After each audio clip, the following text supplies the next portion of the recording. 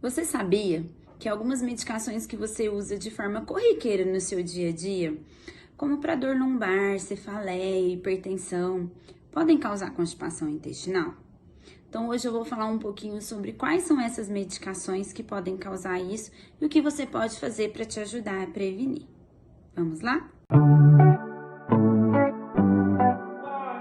A gente vai citar um pouquinho sobre as medicações que podem causar uma lentificação no trânsito do seu intestino, né? Podem causar a famosa constipação, mas por uso de medicamento.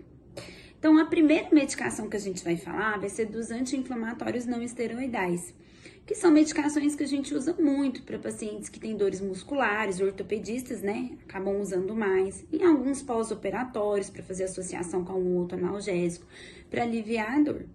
E quais são, para você conhecer, né, qual que é a linhagem dessas medicações? Nimesulida, ibuprofeno, AS, Oxotron, são medicamentos que são da linha dos anti-inflamatórios. Então, se você estiver usando algum deles, é importante você saber que você pode fazer uma constipação intestinal, tá?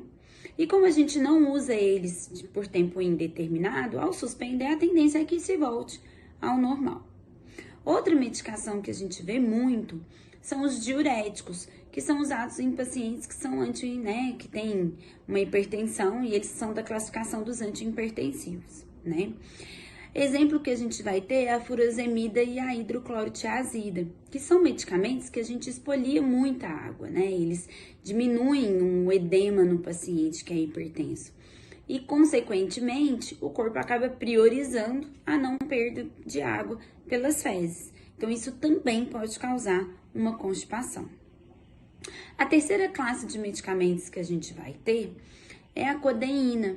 São medicamentos que são derivados dos opioides, né? E eles são medicamentos que a gente usa em pós-operatórios maiores, que tem uma expressão muito grande de dor em alguns pacientes, ou até mesmo em pacientes que sofreram alguns traumas, né? Queda ao solo, que tem dor importante, para ajudar, né, a diminuir um pouco essa associação da dor.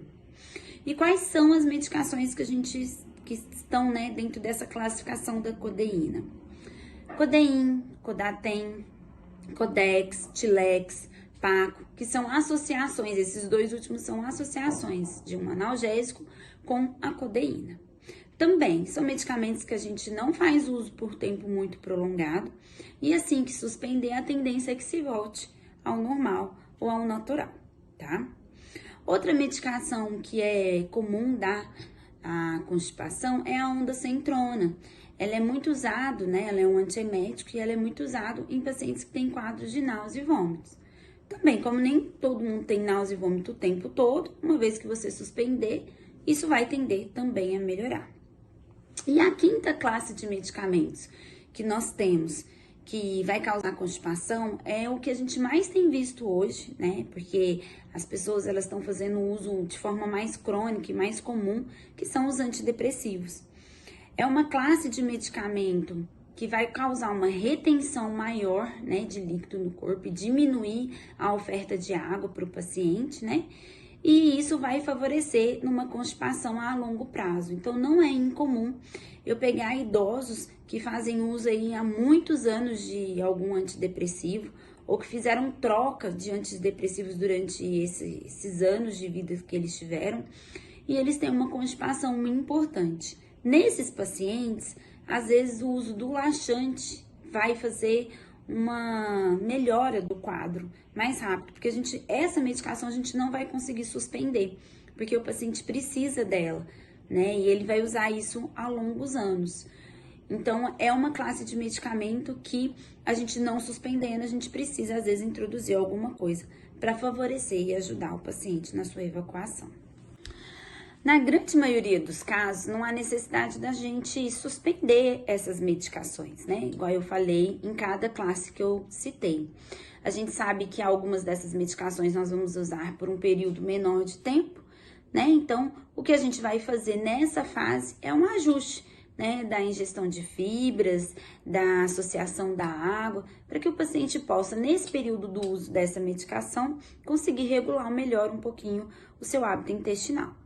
Em alguns casos, como eu citei nos antidepressivos, a gente sim vai precisar fazer a associação de alguns laxativos, ou por tempo determinado, e fazer uma melhor oferta também, uma reorganização alimentar do paciente, né, para que ele consiga evacuar melhor todos os dias, ou a longo prazo, como eu vejo em alguns idosos, como eu citei, que já fazem uso há longos anos, não conseguem retirar esses antidepressivos, né, e por conta disso, a gente tem que associar o laxante de forma contínua para que ele possa conseguir evacuar e não ter uma constipação e às vezes formar um fecaloma aí que às vezes a gente acaba vendo. Se você curtiu esse vídeo, curta, compartilhe. É importante que as pessoas saibam quais são as medicações que podem favorecer ou prejudicar o seu hábito intestinal e não ficarem desesperados achando que está com algum problema de saúde. Até mais!